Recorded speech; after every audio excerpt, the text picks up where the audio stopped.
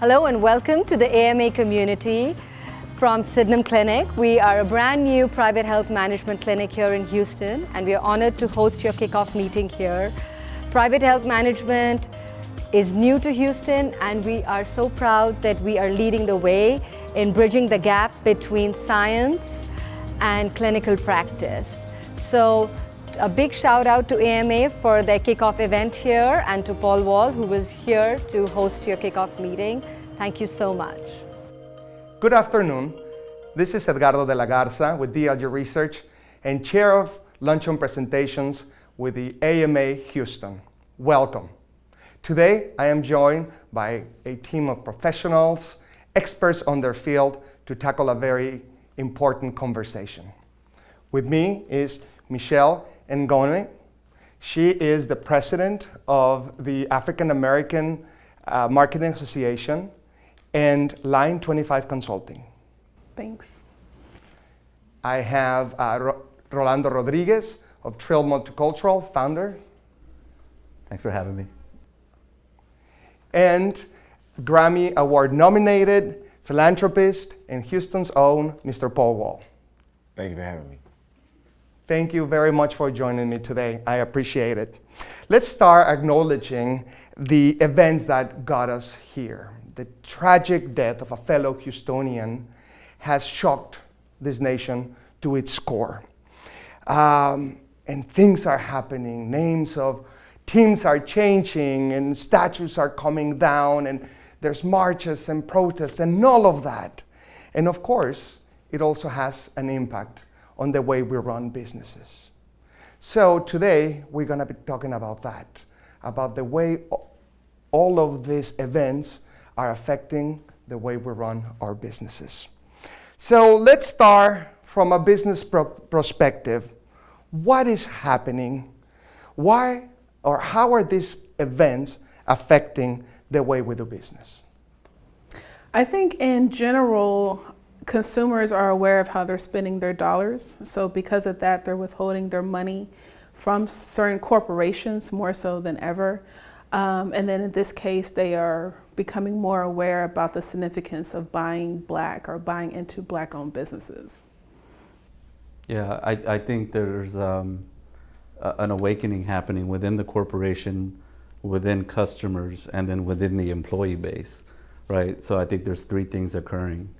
And I think that what we have to understand is that when George Floyd passed away, it emboldened multicultural communities to start speaking up about the things that they were afraid to talk about before.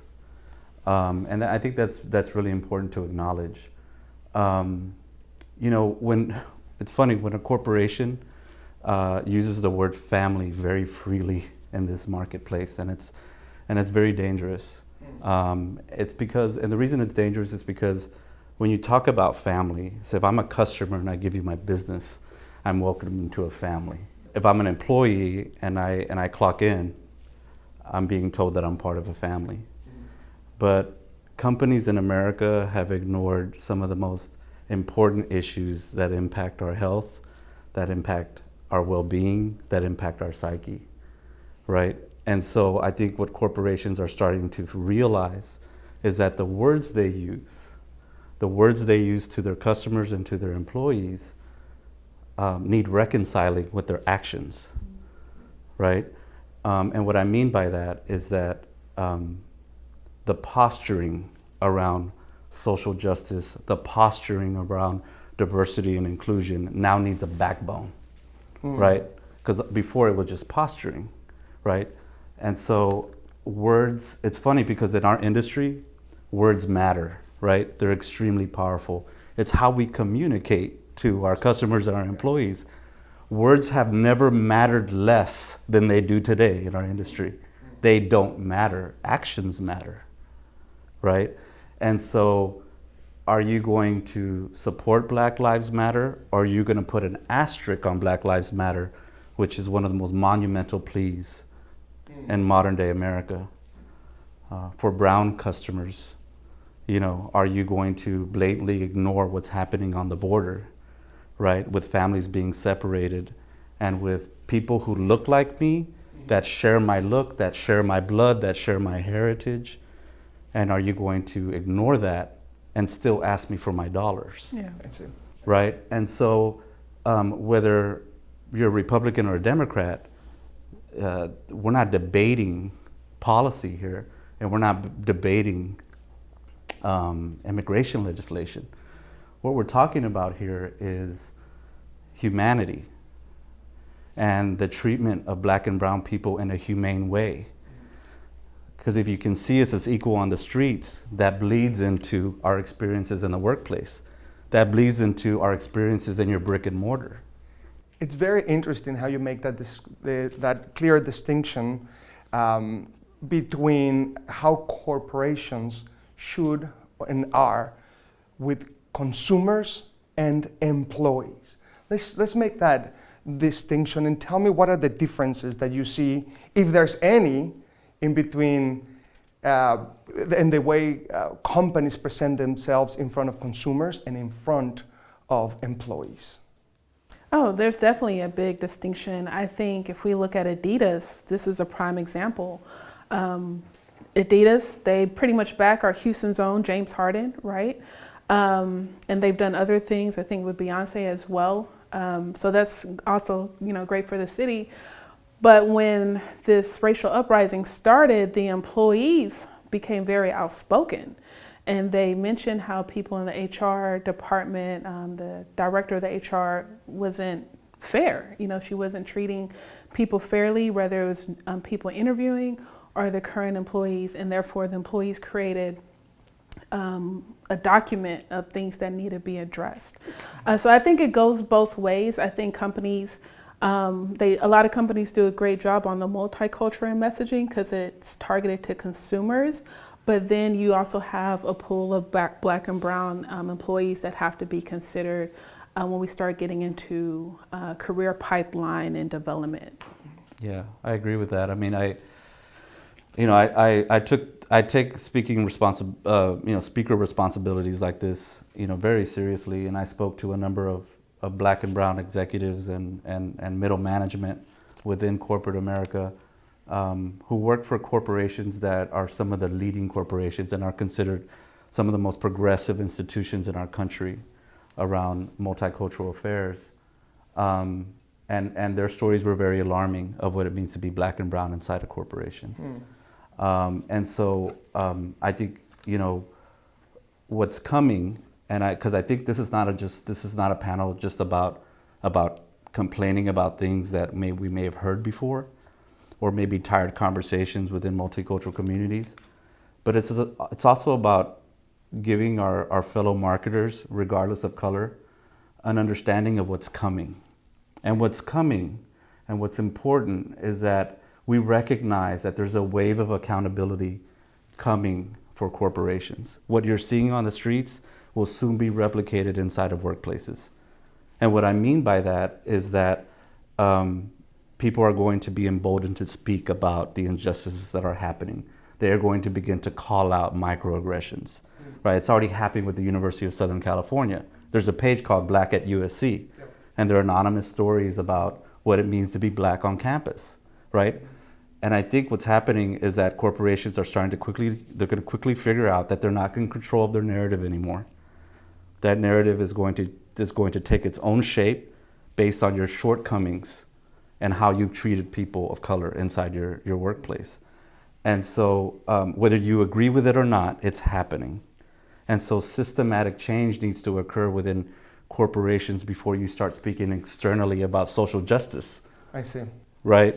Like, get under your hood and make sure that thing's operating A1 before you start going into how you feel and what your position is in words about social justice.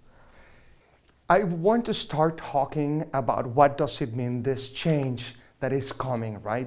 For corporations, for consumers. Let's start there. And Paul, you've been in the forefront of this, representing and building bridges between corporations and minority communities.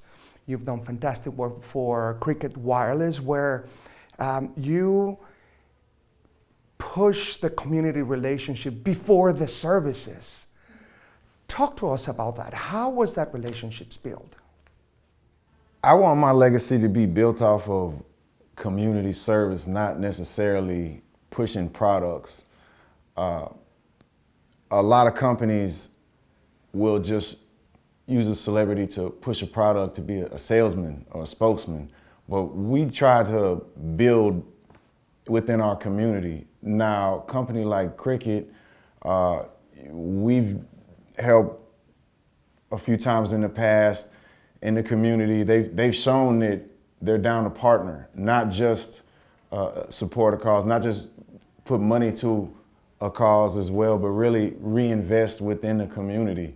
And those are the type of partnerships I like to build with, knowing that I bring a certain type of celebrity currency to the table as well. Where am I gonna invest that? Which company am I gonna team up with? Because if I team with a company that is just a paycheck for me, I think at the end of the day, a lot of times it shows through. And I try to be true to who I am with the companies I partner with. So partnering with Cricket, it's a great opportunity. You know, where are a lot of the Cricket stores? In multicultural communities. So it only makes sense to them that they'd want to reinvest in their own neighborhoods with different various programs. And a lot of times it's not just for the cameras or a dollar amount. It's actual help that's really helping individuals overcome. I don't know if, you know, any donation or any tweet is gonna change some of these problems that are brought about, whether it be by devastation from Hurricane Harvey, whether it be racial, social injustices that have plagued our country since before its birth and inception. I don't know if we're gonna solve that, but I do know we are making specific impacts on individual families, and to me, that's important. One of the most important things from your work with Cricket and with Amergy Bank, I believe, is that you got them to stay in those communities after Harvey passed. Tell me about that. What was your response? Because I know you pushed that. If you're gonna do this now, you have to continue. Why was that important for you? Right. I don't want to be a part of the show. I don't want to be, everyone's front line. I consider myself back line. You know, let the people in the front be in the front, and where's the real work getting done? A lot of times, I was always taught that way. There are so many people behind the scenes. A lot of times, the individual that's in the front is kind of a symbol or a beacon for everyone behind them. But it's the people behind it they're fighting for work, yeah, and doing the actual work most of the time. So, shout out to everybody who's backline. But it's important to just team with companies that see that understand that know that, hey, if we do this, it's not just about looking good. We can check something off our list. We really care about our communities. Rolando, you told me something specifically in our private conversations. You said companies, it's not enough for them to write a check. Just writing a check is just not enough. Tell me about that. Well, I think it goes to this idea of what Paul was talking about, right? Which was action inside of a community. We talk about multicultural readiness. We talk about operational readiness within corporations all the time, right? How do we become ready for the future? Rarely does multicultural readiness ever get spoken about. Like, how do we prepare for the new America, right? For this multicultural America. And it happens within charities, within nonprofit institutions, within corporations.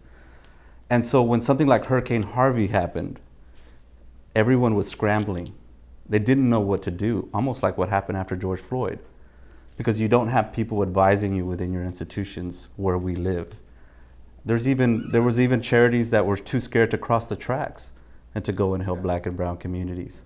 And so our agency was able to steer corporations into the trenches, right? A lot of people don't understand that what Paul Wall was doing, what Trey the Truth was doing, what Bun B was doing, this was not them going to the front line because they wanted the spotlight, because they wanted to demonstrate that they were committed to their community. This was a social justice conversation. Black and brown communities were not being reached in the relief efforts. Mm-hmm. And so who do Houstonians go to? They go to their heroes, and they called out to them, and they answered the call, right? And so we were very strategic in making sure that we paired our corporate clients with people like Paul Wall to go into the community and actually make impacts, right? To identify the students that were left homeless and by Harvey and still going to school and pursuing a college education, to help a college professor who was dealt a child who was left homeless by Harvey and was left parentless and didn't have the money for adoption fees. Paul Wall and Cricket Wireless came together and gave her the money for those adoption fees, Wow. right? That's great. To help a family that was living inside of its garage, right, for a year and a half after Hurricane Harvey passed. Paul Wall told Cricket Wireless about it and said, we need to go help this family. Paul Wall told AAMA Bank, we need to go help this family, right? So when Hurricane Harvey left the news cycle, you know, he ushered in corporations and made them look really freaking good, right? Made them look extremely innovative and committed. But it was significant change. It was a significant impact that you can see. In this conversation that I was referring, we were talking about a fast food giant that had written a check for a nonprofit organization, and you said, but that's not enough. Well, look, that is great, but that's not enough. But based on like what corporations value, which is attention for their corporate social responsibility work, that also doesn't get the camera crews there. You know, the same day that Paul Wall and I did some work with Cricket Wireless, with it was either the college professor or it was the homeless high school students.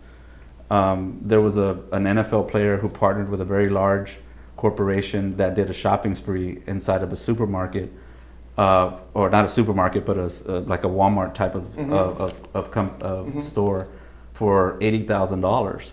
We spent a fraction of that and dominated the news cycle.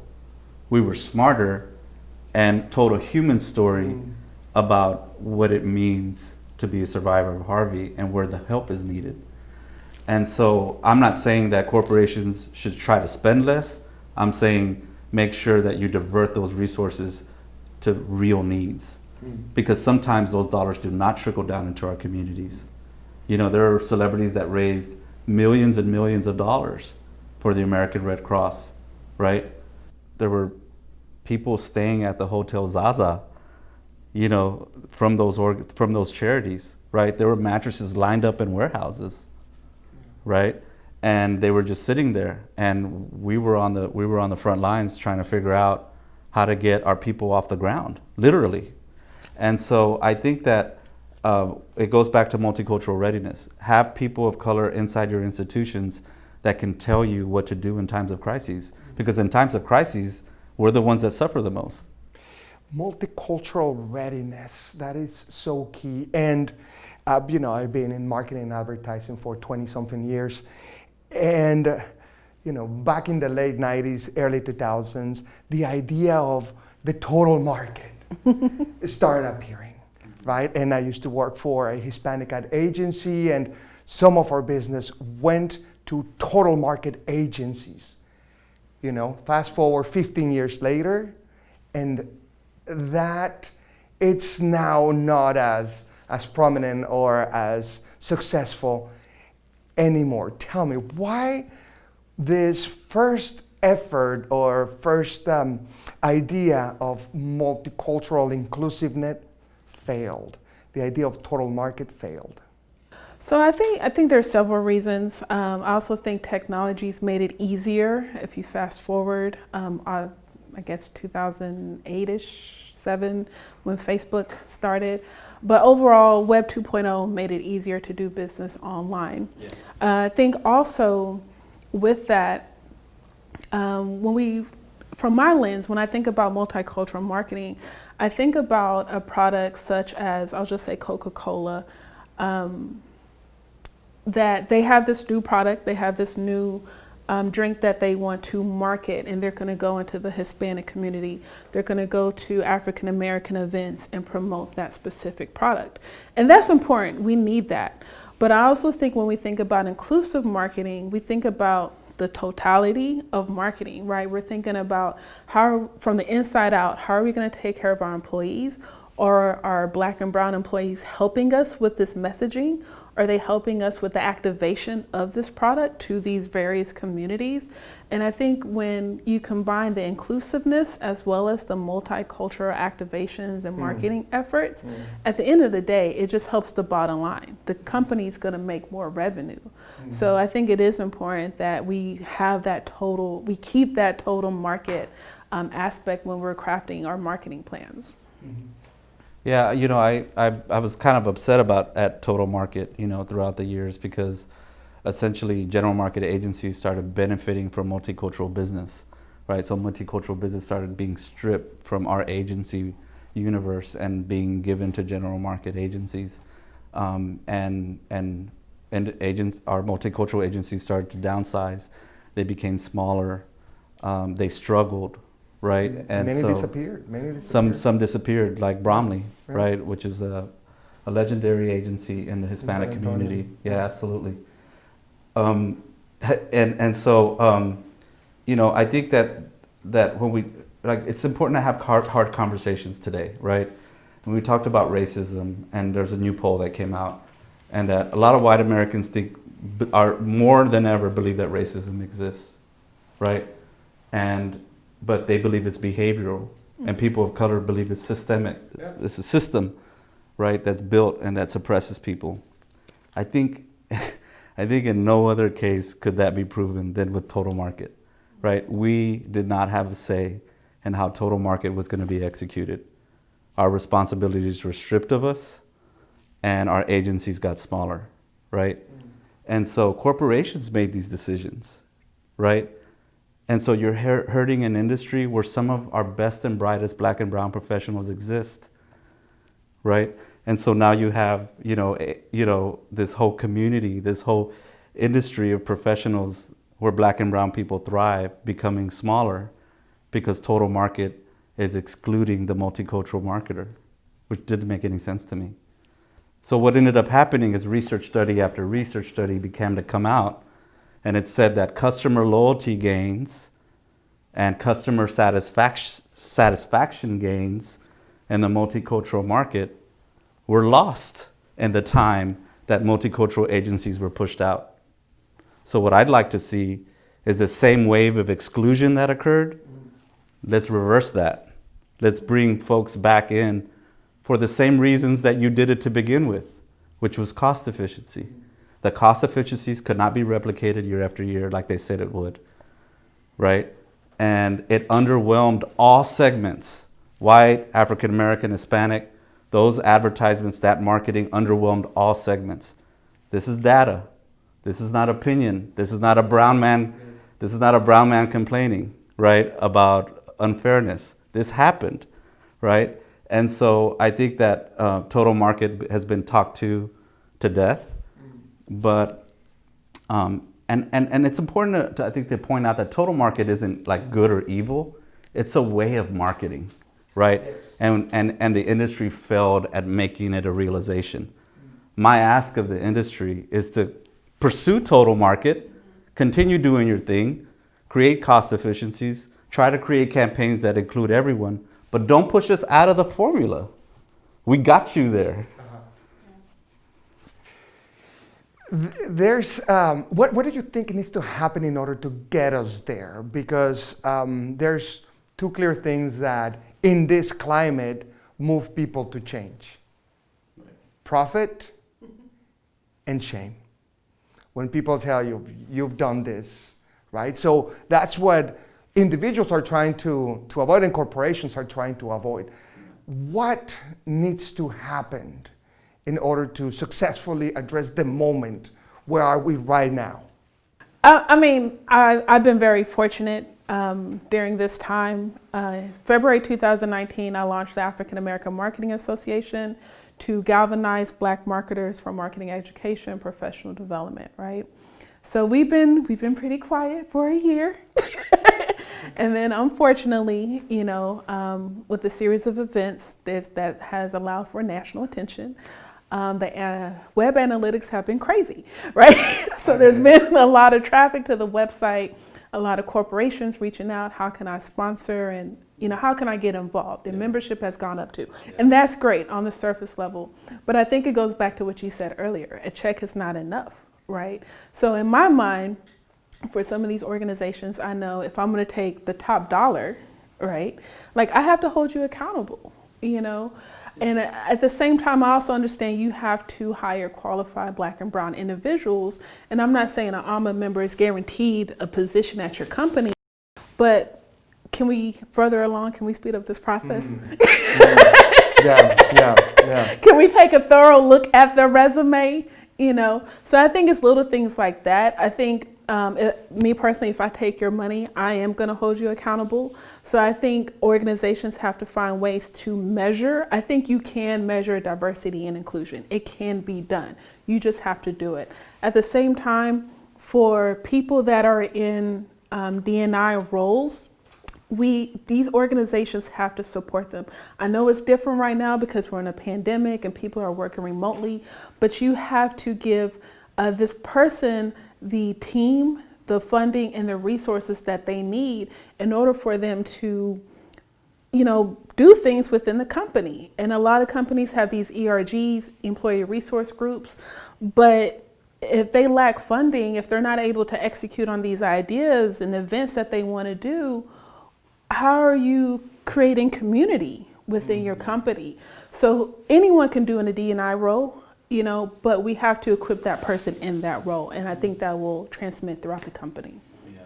I think that some of the consequences of the total market is those very talented Black and brown professionals that have been hired by general market, and they were promised a certain position and they were promised a certain thing. However, they're caste type, and they were only given projects that related to either the African American or the Hispanic community, but never to those real decisions. So how do we balance that? Well, if we're not in the room, we can't warn corporations or any institution for that matter to go down a different road. I mean, because this panel is called From the Street to the C-Suite, right? That's right. And so, you know, what happened to George Floyd was one of the horrible things I've seen in my lifetime. But I think but it's not an isolated event for Black and brown folks, okay? So we may not have ever had a knee put on our neck, or we might have and survived it. Yeah. But to be a person of color in this country is to wonder, and that is exhausting. And what I mean by that is that you wonder how you're going to be treated when you walk into a store or you walk into your workplace. We are extremely exhausted. We don't want to wonder anymore.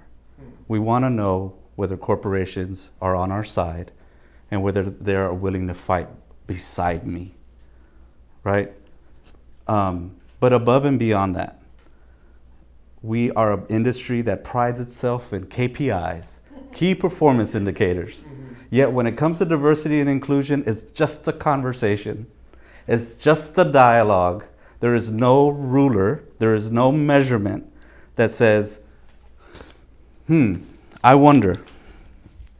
Texas is about to become majority Hispanic in 2021. What does that say about my company and what it should look like, right? Houston is the most diverse city in America. Census says that, that's data, which makes us one of the most important cities in the world. But have we managed that diversity responsibly? Or are we just diverse?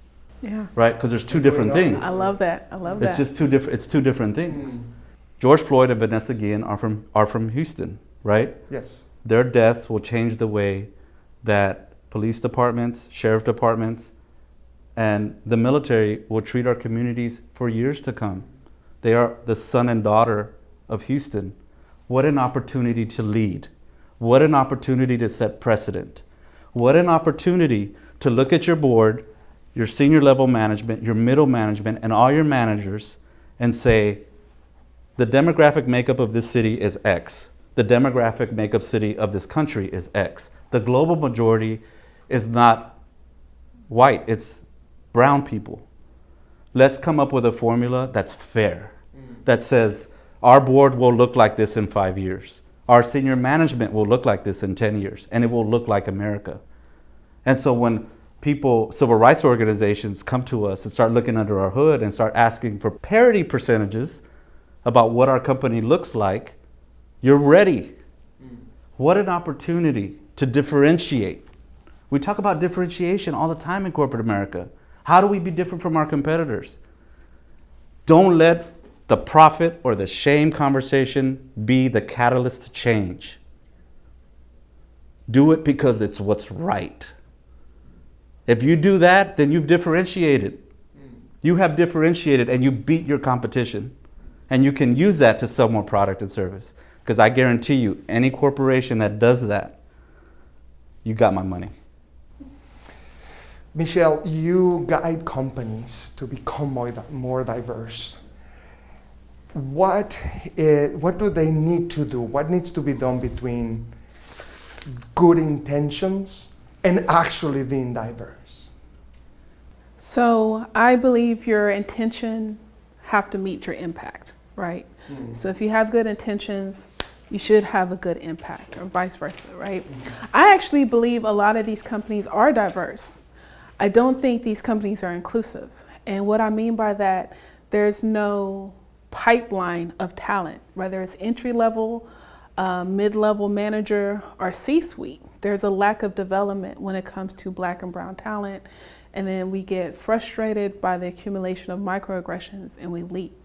So I encourage organizations to not just be diverse, but be inclusive. And also with diversity, even as a Black woman, I feel like when we say diversity, Black is the default, right? This is just the beginning, right? Diversity goes beyond race. You know, we have veterans, we have religion, we have culture, we have hearing impaired, disabilities. You know, so race is just one indicator. Yeah. It's one indicator. So, you know, let's really expand what diversity means and become inclusive in that process. Yeah. I think corporations, I think they need to go after the Paul Wall model, right? I really do believe that.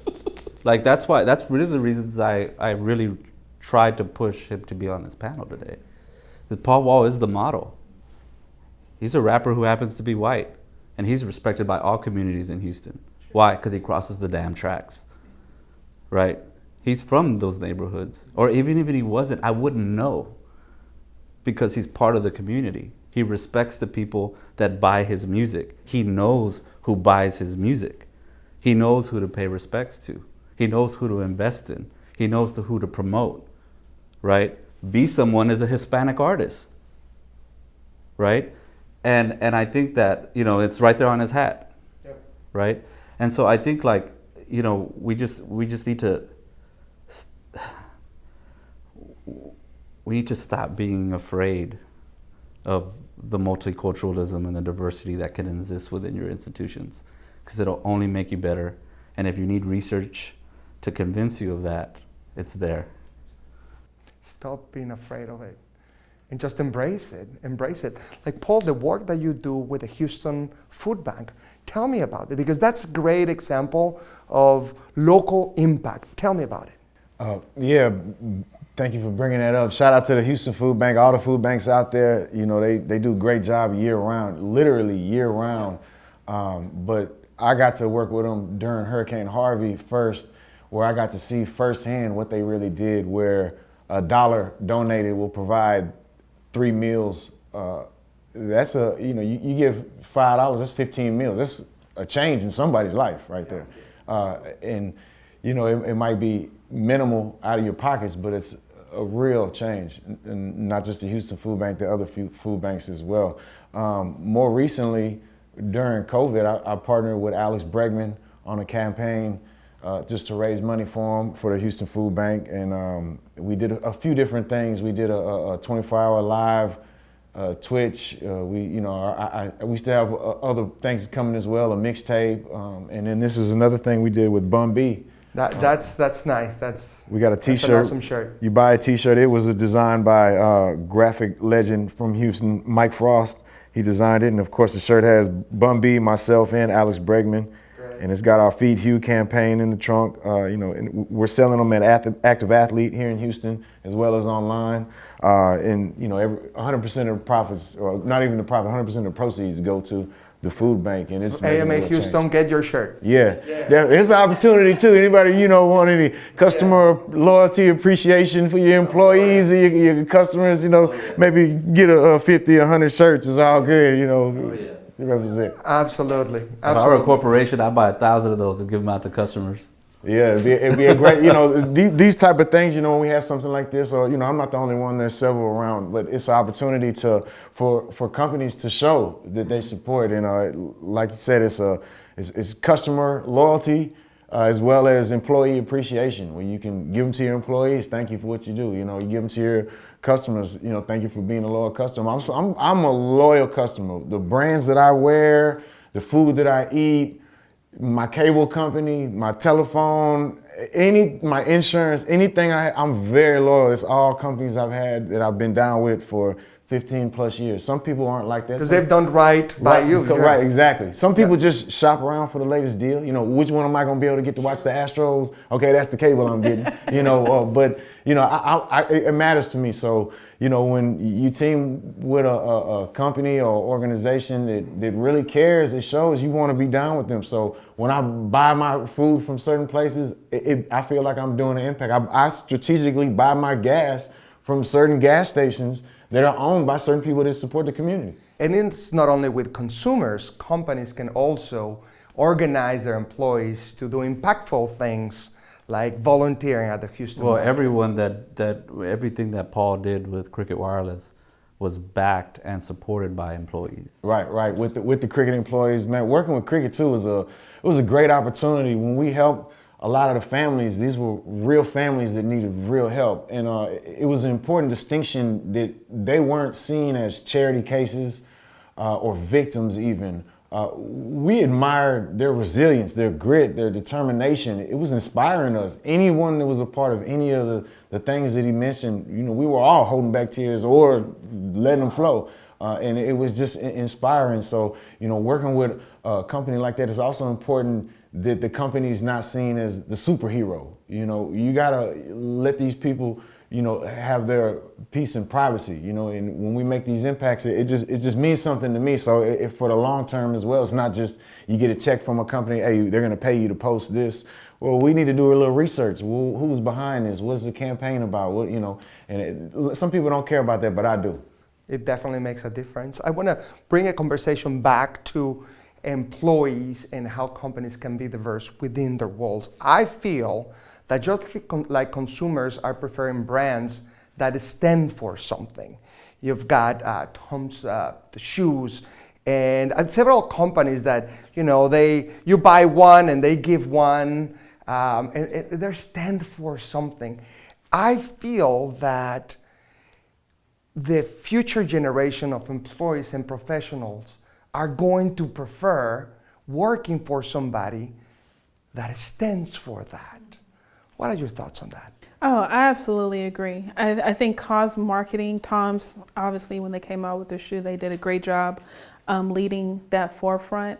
And I think employees I understand everyone comes to their consciousness at a different time. So I think this incident is just awakening everyone, as stated earlier. And with that, people are becoming more vocal. And once again, it's going to happen from the inside out.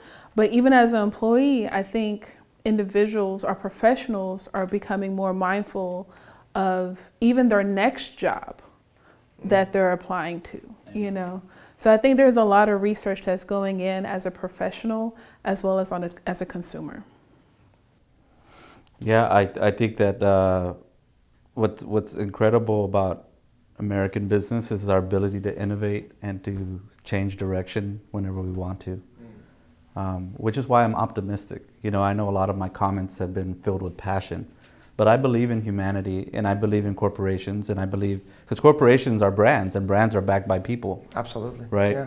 And I think that's extremely important to recognize. I've worked for Chevron, I've worked for AT&T, I've worked for Cricket Wireless, in corporate headquarters. I've seen the innovation. If we can innovate to, be the number one wireless provider or the number one, whatever it might be, we can innovate in diversity, inclusion, and social justice. We can all be Toms. Every corporation can turn into Toms if they want to. They have that ability. We're smart enough. And so I agree that, the future workforce of America wants to know that they're working for a company that does right by their community and all communities. Before that might have not been the case, but again, I think we live in a different world today. We are coming to the close of our session, but before I leave, I want to ask 2 questions, and I want you all to take a few seconds to respond. Many of our AMA members work for oil and gas, or medical, or other B2B businesses and corporations that not necessarily are in contact with consumers. Why those corporations, those B2B businesses, need to strive for diversity? I mean, at the end of the day, depending on the strategy and tactics, it will increase your revenue, right?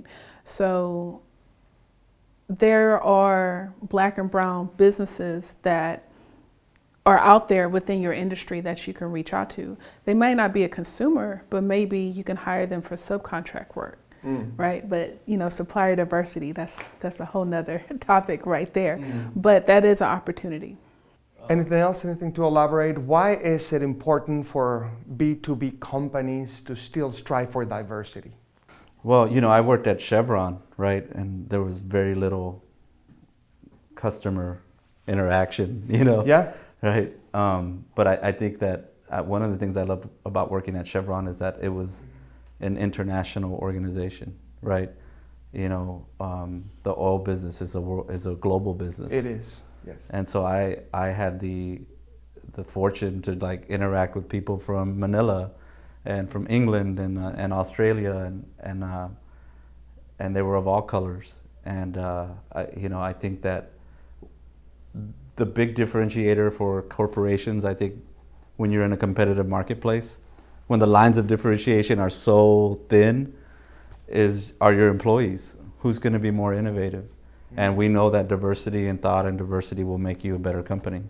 So I think that if for no other reason than competitiveness.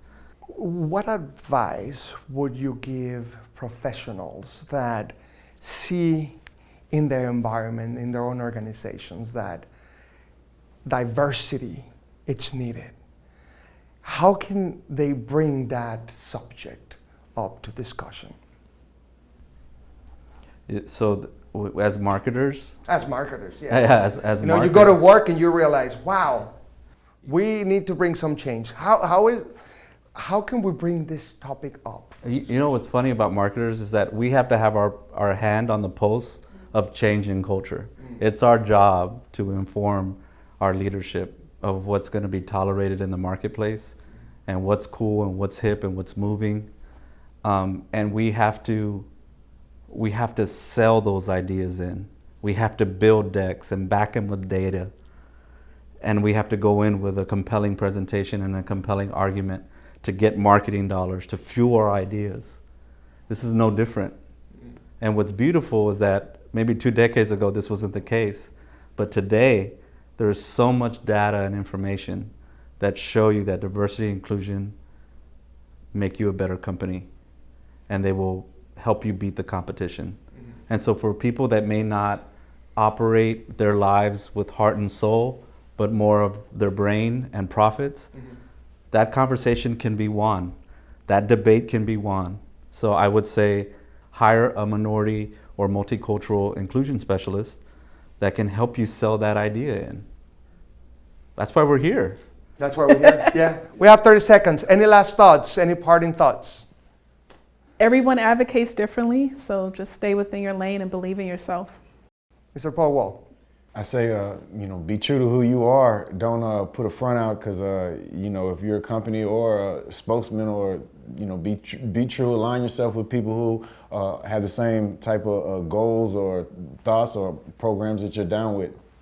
Rolando. To corporations, I would say, don't market social justice. Let your systematic change be the marketing.